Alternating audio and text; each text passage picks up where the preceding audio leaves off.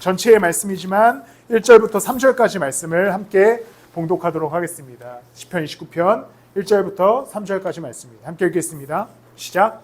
하나님을 모시는 권능 있는 자들아, 영광과 권능을 주님께 돌려드리고 또 돌려드려라.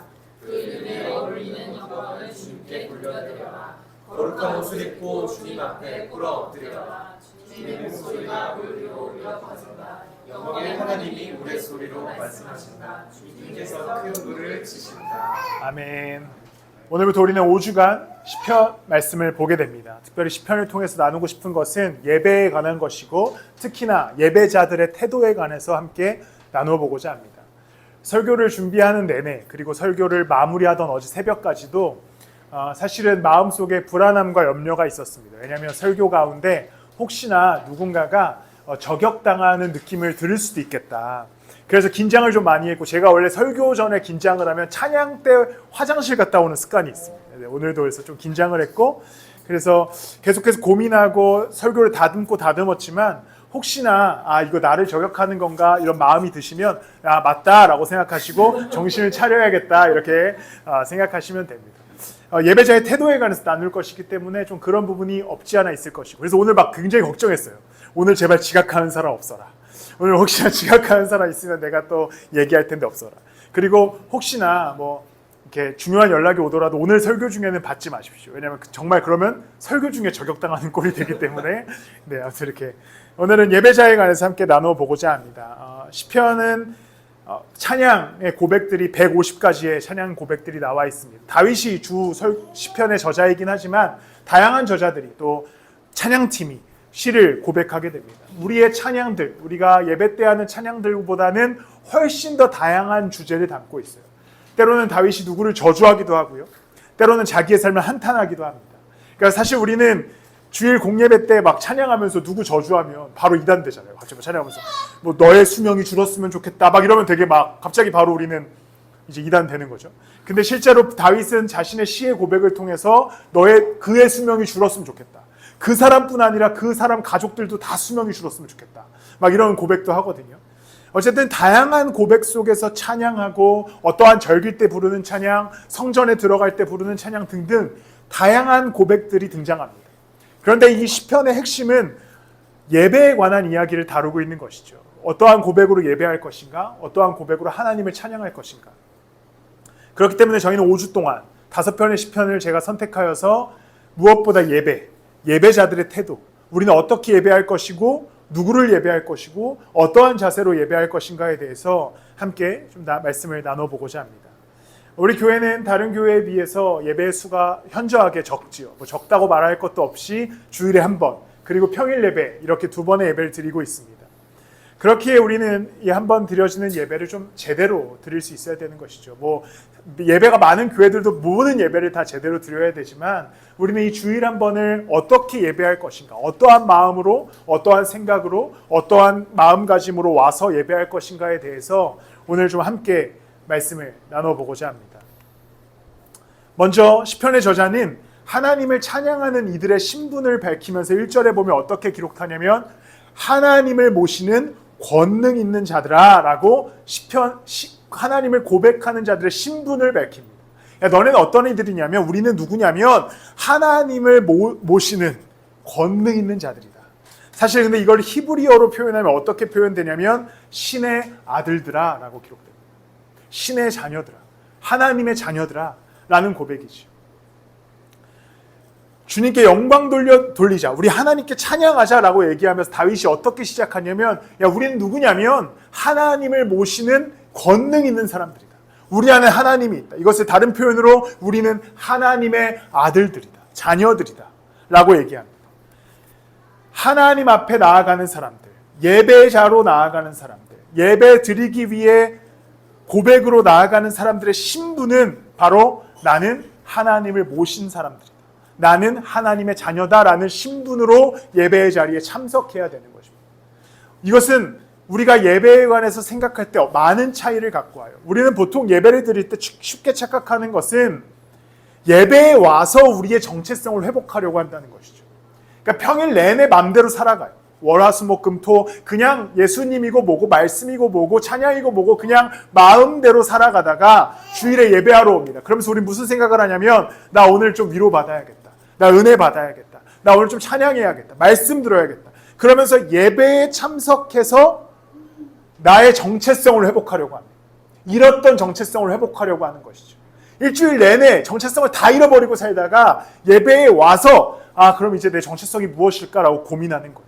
그런데 오늘 시편 저자가 어떻게 찬양을 고백하냐면 예배를 시작하면서 너는 누구냐면 하나님을 모시고 있는 권능 있는 자들이다. 하나님의 자녀들이다 라고 시작하는 거죠. 그러니까 즉 예배라는 것은 무엇이냐면 정체성을 잃어버린 사람들이 예배에 와서 내가 누구지? 라고 바라보는 시간이 아니라 일주일 내내 하나님의 자녀로 살아갔던 사람들이 일주일 내내 그 정체성을 잃지 않고 있었던 사람들이 주일에 참석하는 겁니다. 그 하나님을 고백하러 오는 거예요. 일주일 내내 나의 인생을 이끄셨던 하나님, 일주일 내내 나와 함께 동행하셨던 하나님을 주일에 참석해서 공동체가 함께 고백하고 찬양하고 예배드리고 말씀 듣는 시간이 주일인 것입니다. 그러니까 우리는 이 주일에 대해서 항상 월화수목금토는 우리와 이 주일과 구분된 시간이라고 생각하는 거예요. 이 시간은 하나님과 다른 시간이다. 이건 일단 내 계획과 내 뜻대로 살아가다가 주일이 되면 그래 이제 내 정체성을 회복하러 가자라고 생각한다는 거죠. 그런데 진짜 하나님이 기뻐하시는 예배는 월요일부터 토요일까지 계속해서 하나님의 자녀로 살아오다가 주일에 함께 모여 그 하나님을 고백하고 나의 인생을 고백하는 것이 더욱더 기쁘고 값진 예배라는 것이죠. 그때의 예배의 가치와 기쁨은 달라집니다. 그냥 일주일 내내 허덕이며 살아오다가 겨우 주일에 참석해요. 그리고서 예배 드려보려고 노력합니다. 그런데 때로는 위로받고 감동이 있지만 금방 사라져버려요. 왜냐하면 월요일부터 다시 우린 정체성을 던질 거거든요. 만약에 내가 주일에 예배를 잘 드렸다면 월요일부터 이제 그 정체성을 갖고 살아가야 되는 거죠. 나 하나님의 자녀다. 나 내 안에 하나님을 모시는 사람들이 뭐가 있다고 얘기합니까? 권능이 있다고 얘기하잖아요. 그 능력으로 살아가라고 얘기하잖아요. 그러면서 월요일부터 토요일까지 그 능력으로 살아가는 겁니다. 제가 오늘 대표 기도할 때 시편 27편을 인용했는데 시편 27편에 보면 이렇게 얘기하죠. 적들이 나를 에워싸도 난 두려워하지 않는다. 나는 왜냐하면 전쟁의 하나님과 함께하기 때문이다. 이 고백으로 일주일을 살아가야 되는 겁니다. 월요일부터 토요일까지 우리는 계속해서 하나님의 자녀됨의 정체성을 잃지 않고 살아가야만 주일의 시편의 고백이 진짜 아름다운 고백이 되는 것이죠. 내가 일주일 동안 하나님의 자녀로 살았다. 내가 일주일 동안 하나님의 자녀로 살았다. 그리고 나 지금 그분을 찬양하러 나왔다. 그렇지 않으면 예배가 점점 힘들어져요. 왜냐하면 토요일까지 무너졌던 삶을 주일에 1시간으로 다시 세우는 것은 사실상 어렵거든요. 막 갑자기 그날 예배에 따라 막 성령의 불이 내리고 갑자기 막 머리에 막 갑자기 우레가 막 터지고 이러면 모르겠지만 일상적인 우리의 예배는 일주일 동안 무너진 삶을 이 1시간으로 세워보자 해도 어렵습니다. 그런데 일주일 동안 예수와 함께 걷기 위해서 나는 권능 있는 자니까 부단히 노력하면서 열심히 걷다가 주일에 와서 이제 그 하나님의 말씀을 듣고 찬양하기 시작할 때 그 예배의 깊이가 달라진다는 겁니다. 제가 오늘 설교의 제목을 당신의 토요일은 어땠습니까? 라고 지었습니다. 이렇게 지은 이유는 사실 토요일을 이야기하고자 했던 것은 아니고 여러분들의 일상을 좀 물어보고 싶었습니다. 하나님의 자녀로서 토요일을 보내셨습니까? 아니면 토요일을 그냥 나에게 주어진 하나의 주말, 그냥 휴일, 하나님과 전혀 상관없는 날, 하나님이 멀리 계시든지 가까이 계시든지 상관없이 그냥 나는 내 토요일을 즐길 거야. 그냥 나의 하루를 즐길 거야. 그냥 내 계획대로 살아갈 거야. 내가 하고 싶은 대로 할 거야 라고 하루를 보내고 주일에 교회 갑니다. 그러면서 하나님께 얘기하죠. 하나님, 나 예배드리러 왔으니까 다 됐습니다. 나 다 끝났어요. 나 예배드리니까 오늘 완전히 해결됐습니다. 이런 마음으로 오늘 예배 자리에 나오시지 않으셨습니까? 그런데 오늘 본문에서 하나님께서 얘기하시기를 너희는 누구냐면 하나님의 자녀. 그러면 우리의 토요일을 어떻게 보내야 되겠습니까? 하나님의 자녀로 보내야 되죠. 마음대로 이런 위안을 갖지 마십시오. 나 주일에 교회 가니까 오늘은 괜찮아. 나 주일에 예배 드리니까 오늘은 괜찮아. 나 주일에 말씀 들으니까 오늘은 괜찮아. 나 주일에 찬양하니까 오늘은 괜찮아. 하나도 안 괜찮아요. 하나도 안 괜찮아요. 하나님이 여러분들의 주일만을 위해 십자가 지셨습니까? 그러면 괜찮아요. 예수님이 십자가 달리시면서 야, 나 너네 주일에 예배 잘 드리라고 십자가 지는 거야. 평일에 열심히 너네 할 거 하고 주일에 나한테 와서 예배 드려. 이랬다면 괜찮아요. 그런데 예수 그리스도의 십자가가 무엇을 위한 십자가입니까? 나 너희들의 모든 인생을 위해 십자가 졌어. 그리고 이 십자가는 어떤 십자가입니까? 나 너랑 같이 걸으려고 십자가 졌어. 부활하신 예수 그리스도께서 약속하시는 게 그거잖아요. 내가 너희와 영원히 함께하겠다. 함께하기 위해 십자가 졌어. 그런데 우리는 월요일부터 토요일까지 그 긴 시간을 그와 동행하지 않습니다. 계시던 말던 일단 난 내 인생 살고 주일에 예배드리면 장땡이니까 그냥 토요일까지 우리의 인생을 걸어갑니다. 여러분 얼만큼 주일을 생각하십니까? 주일을 생각한다는 것은 월요일부터 토요일까지의 인생의 면죄부를 갖는 것이 아닙니다. 주일을 생각한다는 것은 월요일부터 토요일까지 예수와 함께 걷겠다는 고백입니다. 그 고백 가지고 이 자리에 나오셔야 돼요. 이 고백 없이 그냥 주일만 허덕이면서 나 주일 예배 드렸다 다시 월요일부터 시작 이렇게 살아가다 보면 어느 순간 신앙이 점점 바닥으로 내려가고 있을 겁니다. 예배 출석한다고 전부가 아니에요. 예배 일주일 동안 1시간이에요. 1시간. 이게 뭐가 도움이 되겠습니까? 진짜 은혜가 되는 삶은 월요일도 주와 함께, 화요일도 주와 함께, 수요일도 예수 그리스도와 함께, 목요일도 예수 그리스도와 함께, 금요일도 예수 그리스도와 함께, 토요일은 더더욱 예수 그리스도와 함께 내일 예배드리러 가야 되니까. 그리고 주일에 예배드리러 오면 하나님이 우리에게 주신 은혜와 깊이가 달라질 줄을 믿습니다. 제발 여러분들의 평일을 날려보내지 마십시오. 주 6일을 심지어 주일에 23시간을 날려보내지 마세요. 주일 1시간 너무하지 않습니까? 솔직히 양심적으로. 주 6일도 날려버렸어. 근데 심지어 주일도 23시간이 날려버려. 그러니까 지금 내가 사실 24 곱하기 7을 못해가지고 계산을 못하고 있는데 어쨌든 꽤 많은 시간 중에 1시간을 제외하고 다 날려버려요. 그리고서 나는 예배했으니까 땡.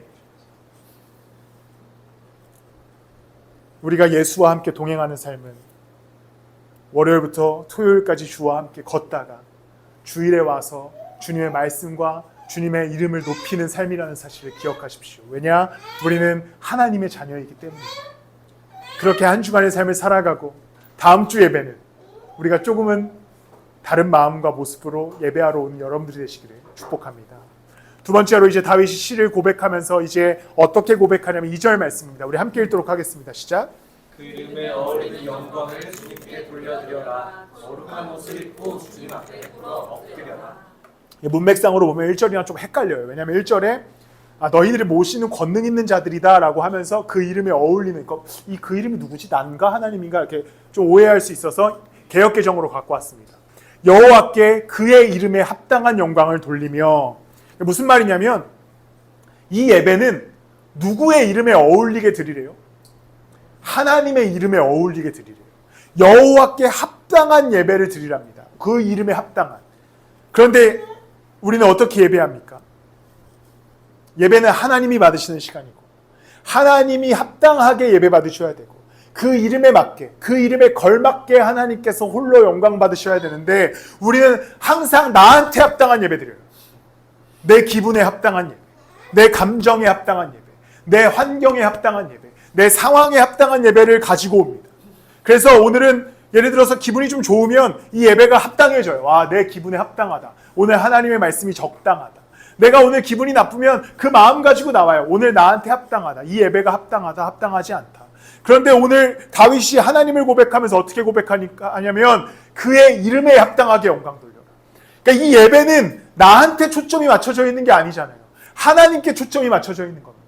그러니까 하나님은 어떤 분이에요? 그럼 영원하신 분이고 완전하신 분이고 우리를 구원하신 분이라면 우리가 이 예배의 자리에서 나와서 예배할 때 내 상황을 잠시 내려놔야죠. 내 마음과 감정도 내려놔야죠. 내 평가와 판단도 내려놔야죠. 이제 그의 이름에 합당하게 예배하겠다. 하나님의 이름에 합당하게 예배하겠다. 그럼 어떻게 해야 됩니까? 온전한 마음으로 신령과 진정으로 예배해야 되지 않겠습니까? 왜냐하면 하나님의 이름에 걸맞게 예배하는 건데 하나님의 이름에 먹칠할 수는 없잖아요. 우리는 근데 항상 예배의 자리에 나올 때 내 마음대로 예배해요.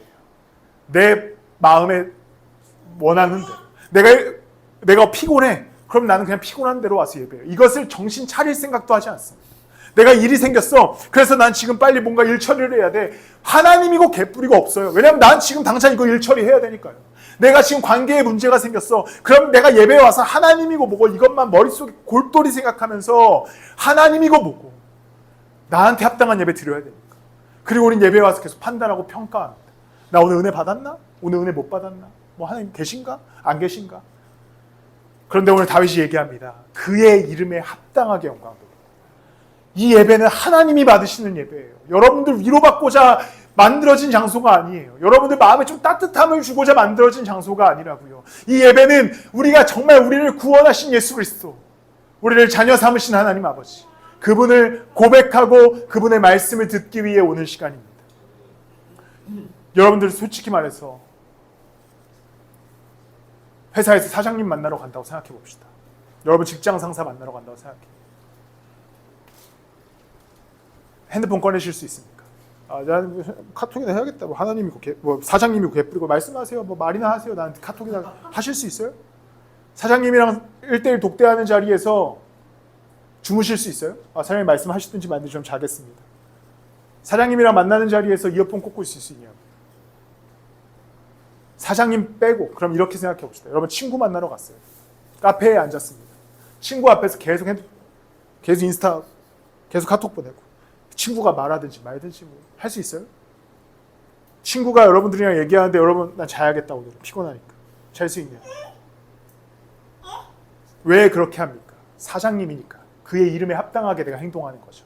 왜 그렇게 말합니까? 이 친구니까 그 친구에 합당하게 내가 행동하는 겁니다. 그런데 하나님은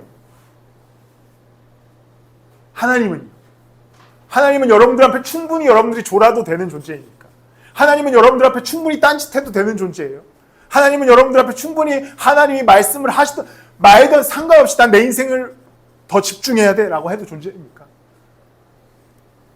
만약에 여러분들 누군가가 여러분들한테 야 이거 진짜 중요한 글이거든. 내일 회의 때까지 꼭 읽고 와야 돼. 안 읽고 올 사람 있습니까? 2번이고 3번이고 읽겠죠. 제가 주중에 시편 29편 읽어오면 참 좋다고 말씀드렸는데 읽으신 분 계십니까? 안 읽잖아요. 왜냐하면 안 중요하거든요. 내 인생. 하나님의 이름이고 뭐고 말씀이고 뭐고 어디에 여러분들 우선순위가 있으십니까? 연애하시는 분들이나 결혼하신 분들은 혹시나 여러분들의 상대방이 야 나 중요한 일이 있어서 그런데 이 책 좀 한번 읽고 와봐. 아마 여러분들 밤새 읽을 겁니다. 밤새 읽을 거예요. 사랑하는 사람을 위해서. 저는 안 읽을 수도 있을 것 같아요. 농담입니다. 밤새 읽겠죠. 이거 좀 해결해봐. 이 문제 좀 풀어봐. 사랑하는 사람이 부탁하면 우리는 밤새 합니다. 하나님이 말씀하셨잖아요. 야 이거 살아있는 내 말이야. 그래 내 말 들어야지.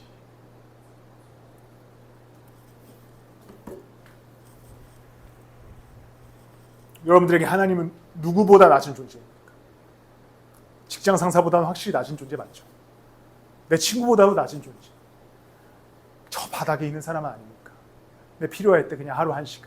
그럼 우리는 이제 이렇게 변명할 수 있습니다. 아니 뭐 일주일에 한 번씩 매일 예배 드리는데 뭐 매주 예배 드리는데 다음 주에 잘 드리면 되죠. 사장님 일주일에 한 번 이상 만나시잖아요. 근데도 그렇게 열심히 하시잖아요. 최선을 다하시잖아요. 데이트할 때 최선을 다하잖아요. 하나님 만날 때 그 정도 최선만 다하십시오.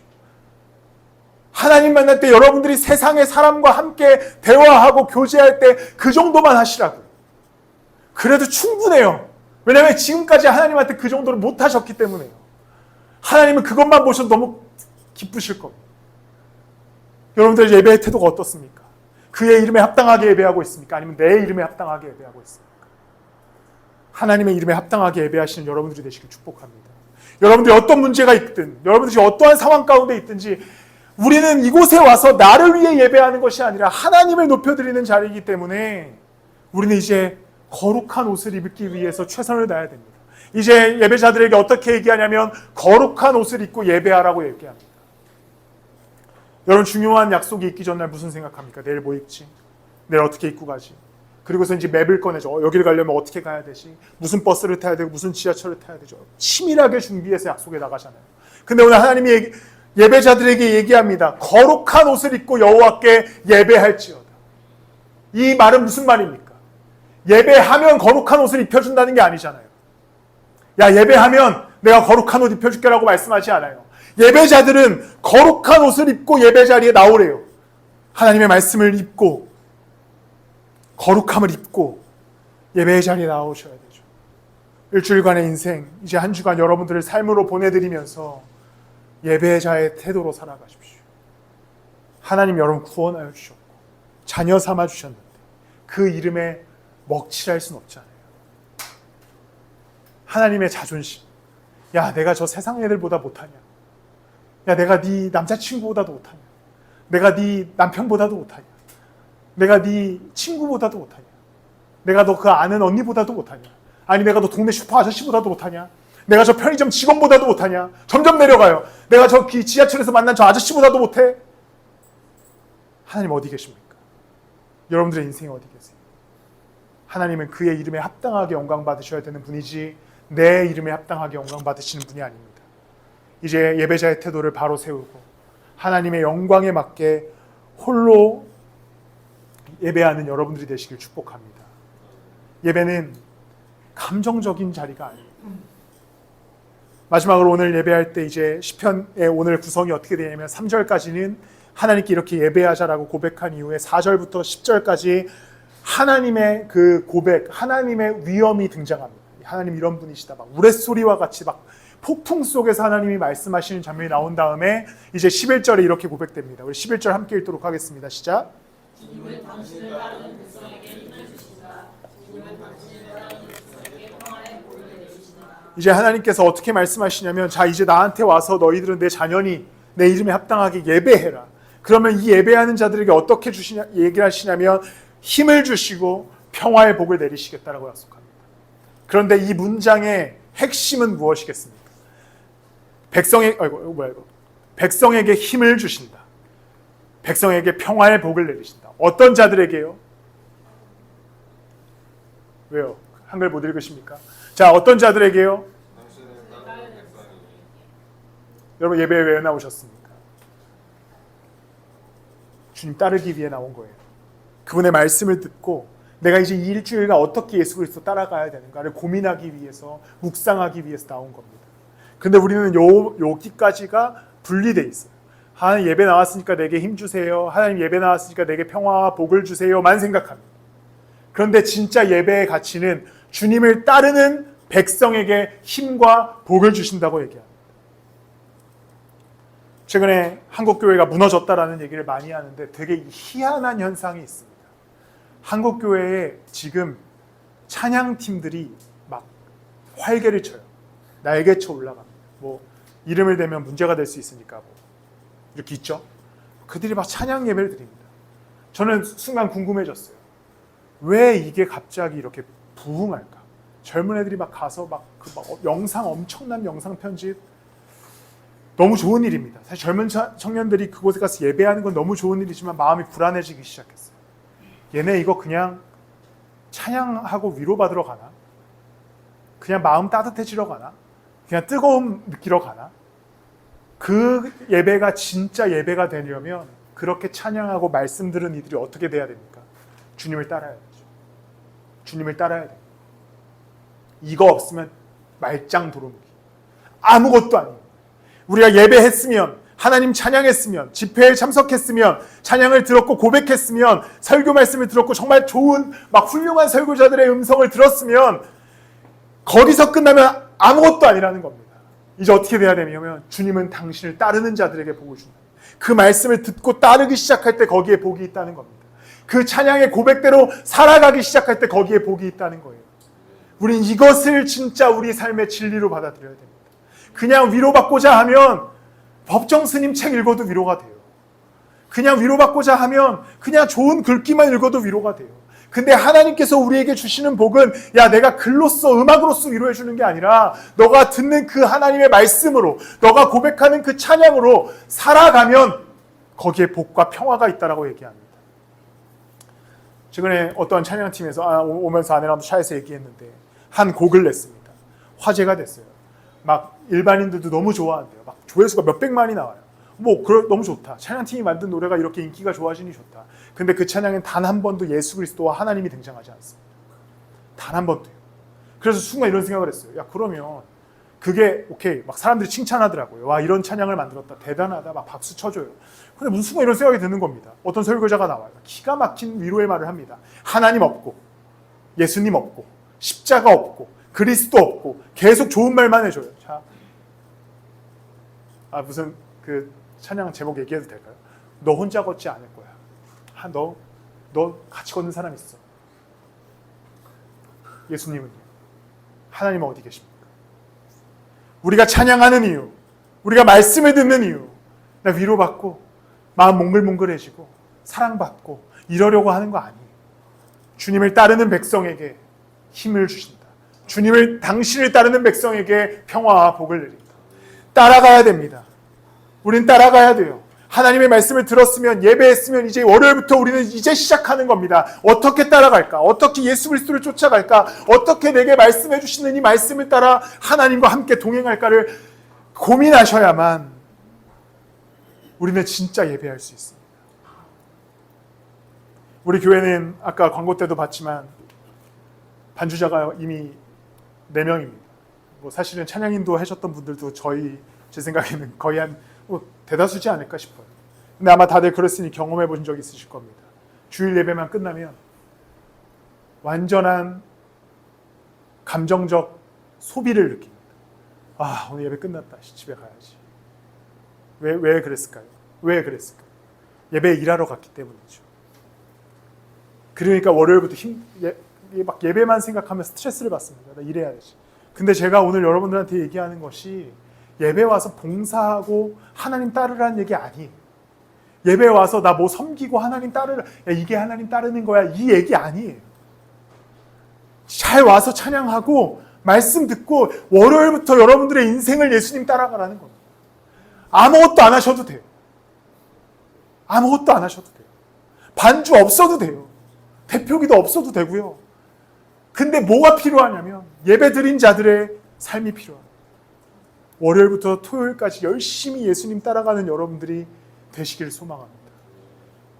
오늘 본문에서 하나님이 말씀하시기를 3절에 아까 봤던 2절에 거룩한 옷을 입으라고 얘기합니다. 그런데 우리는 가끔 예배를 백화점에 가서 쇼핑하듯이 생각해요. 백화점에 방문했다가 마음에 드는 옷이 있으면 입어봅니다. 그리고서는 마음에 들면 사요. 우리는 예배를 그렇게 생각해요. 오늘 주일에 한번 가보자. 오늘 은혜가 있으면 은혜 받고, 오늘 찬양 좋으면 위로받고, 말씀마저도 좋으면 또 은혜 받고 가야지. 우리는 그 쇼핑하듯이 선택. 근데 오늘따라 찬양이 김희종 목사가 오늘 목이 쉬었네, 듣기 싫네, 이렇게 하죠. 오늘 설교가 무슨 말 하는지 모르겠다. 떠들어라. 나는 안 듣는다.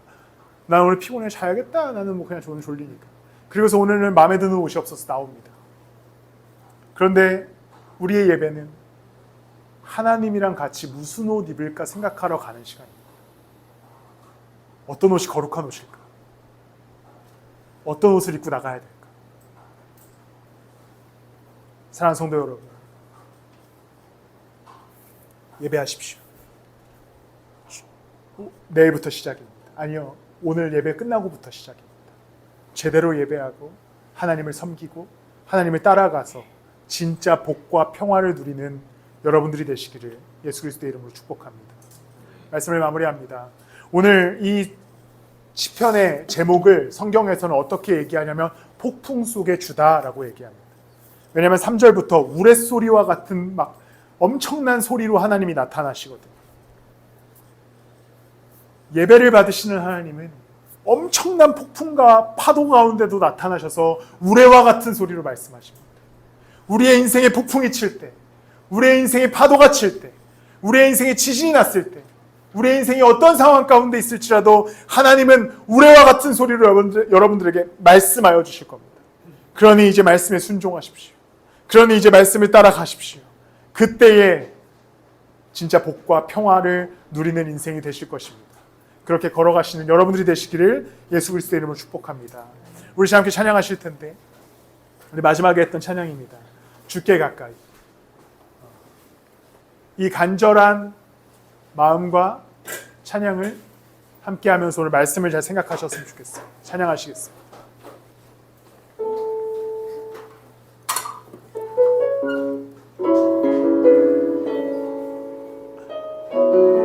이 찬양이